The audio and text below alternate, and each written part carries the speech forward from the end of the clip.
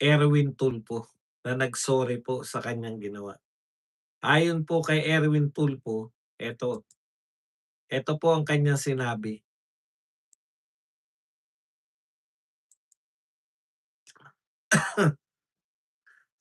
Sa Facebook page ni Erwin, basahin nga natin mula mismo sa, Facebook page. Kasi dun sa balita may mga ano, kulang, eh. Dito na tayo sa mismong Erwin Tulfo.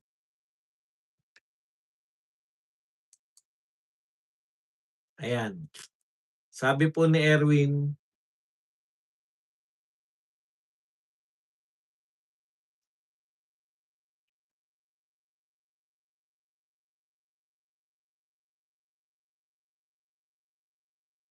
eto po, "Sa aking mga kapwa senador, tama ng pagkakawatak-watak, trabaho na lang tayo.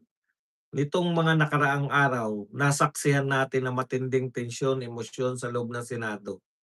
Bilang pagkilala sa mataas na institusyon ng aking kinabibilangan, lubos akong humihingi ng paumanin sa aking mga kasamahan sa aking mga naging marahas na pahayag ukol sa pagpapaaresto, pagkwelyo at pagbibitbit kay Senator Cayetano at sa ilang individual palabas ng session or plenary hall.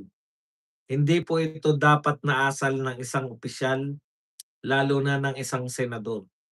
Ang mga salitang iyon, bagaman hindi nararapat sa harap ng publiko, ay dala ng bugso ng damdamin sa hangarin na wag nang maantala pa ang trabaho para sa bayan. Gayunpaman, ito ay mali pa rin." Okay, dito muna tayo 'no. Ano po koneksyon ng sinabi mo kukuwelyuhan mo sa pagkaantala? Ang layo naman. Alam niyo, iba-iba yung dialogue niyo. Iba-iba po yung kanilang sinasabi, 'no, pero iba naman po yung kanilang ginagawa. Ang gusto mong palabasin kaya mo nasabi yun na, subukan ninyong eto kasi yung pagbabanta mo, eh. Subukan ninyo na mag-Blue Ribbon Committee hearing ulit at ipahuhuli ko kayo. Kung hindi tumalima yung OSAA, ako mismo yung bibitbit, kukuwelyohan ko kayo, ibibitbit. So eto, ang tingin namin ay ina-address mo kay Marcoleta at saka kay Alan Peter Cayetano kasi wala kang binanggit na pangalan.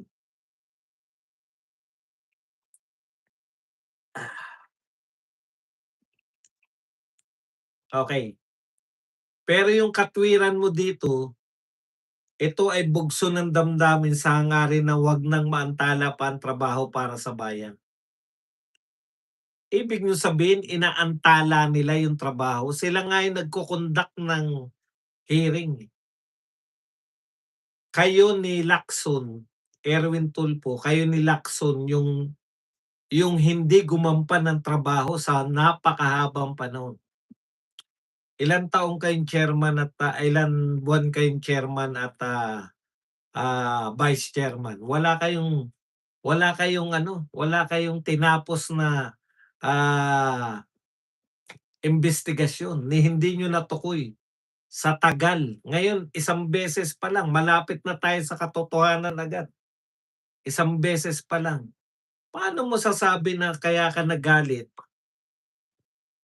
kaya ka nagbugso ng damdamin dahil ayaw mo lang maantala? Ibig mong sabihin, naantala yung trabaho nung nag-hearing sila? Baliktad, naantala ba yung trabaho nung nag-hearing si Marcoleta at sinamahan siya ni Alan Peter Cayetano? Kayo po ang nag-aantala ng hearing, kayo po yung hindi nag-hearing. Ilang araw pa lang na na-appoint si Marcoleta may hearing na agad. Paano naantala, 'di ba? Okay. Kaya ang pangit, eh, hindi hindi si Llamas, ang pangit ng paliwanag mo. Buti pa humingi ka talaga ng sorry. Hindi ka talaga taos sa puso mo yung pagso-sorry.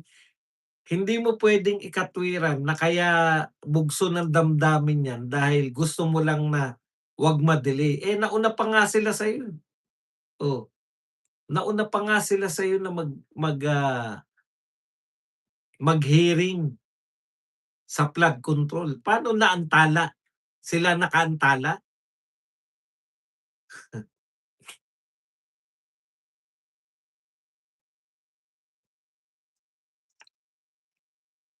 Okey,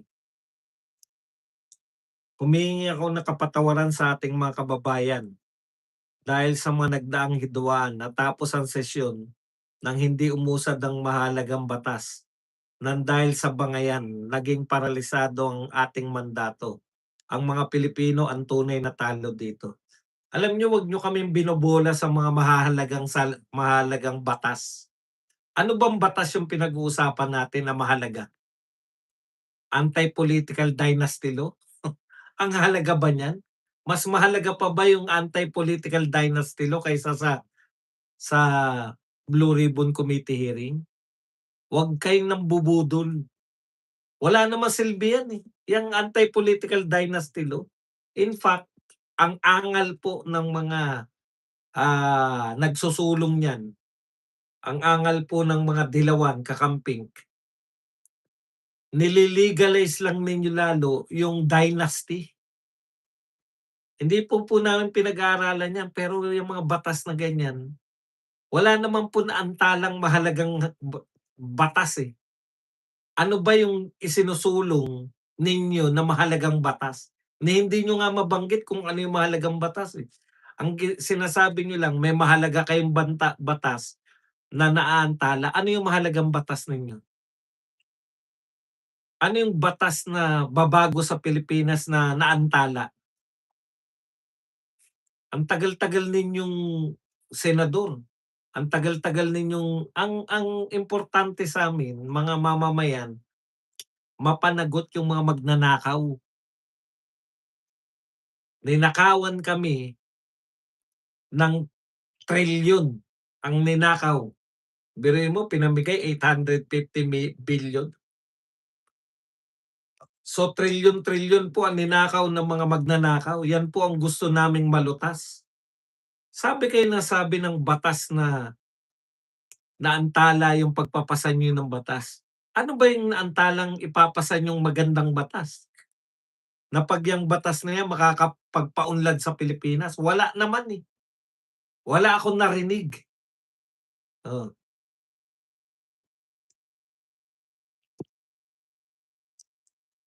okey. Kaya nananawagan po ako sa aking mga kapwa senador, tapusin ang pagkakawatak-watak dahil sa labas ng Senado ilan sa atin ang magbabarkada, magkumare o magkumpare naman kaya trabaho na lang tayo. Magbalangkas na ng mga batas, mag-imbestiga sa mga iregulidad ng walang kinatatakutan at unahin ang kapakanan ng bawat Pilipino.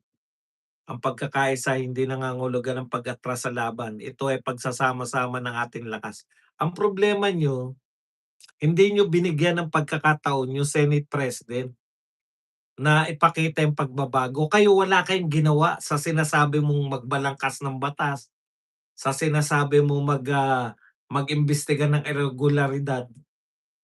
10 buwan kayong yung pamunuan ni Tito Soto, 10 buwan wala naman nagawang mahalagang batas, wala naman kayong naipasang batas, wala naman kayong mahalaga, wala kayong naipasang mahalagang batas. Wala naman kayong naimbestigahan.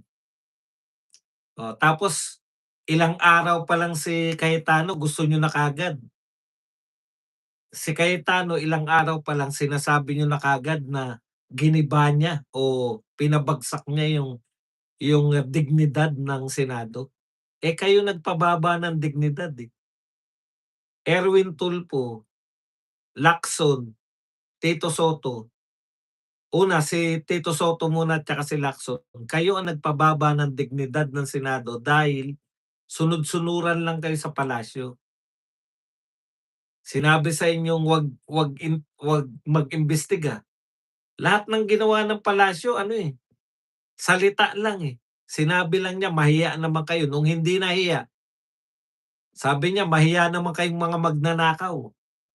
Hindi nahiya yung mga magnanakaw, wala kaming gagawin, hindi pala kayo nahihiya, Kunwari may ICI, kunwari nag-imbestiga si Lacson, panay kunwari lang. Sa totoo lang po, panay kunwari lang yung ginawa ninyo. Hindi niyo man lang sinuportahan si Alan Peter Cayetano. Tignan niyo man lang, isang buwan man lang, kung ano yung gagawin. Pagkatapos ng isang buwan at walang nagawa, tsaka kayo dapat pumalag-palag. Putya, araw pa lang, Alam niyo ba, pumasok pa lang si Bato, ang akusasyon niyo kaagad sinira yung dignidad. 2 araw pa lang ang Senate President si Cayetano, sinira na kaagad niya yung dignidad ng Senado. Mga peke naman kayo, ipokrito.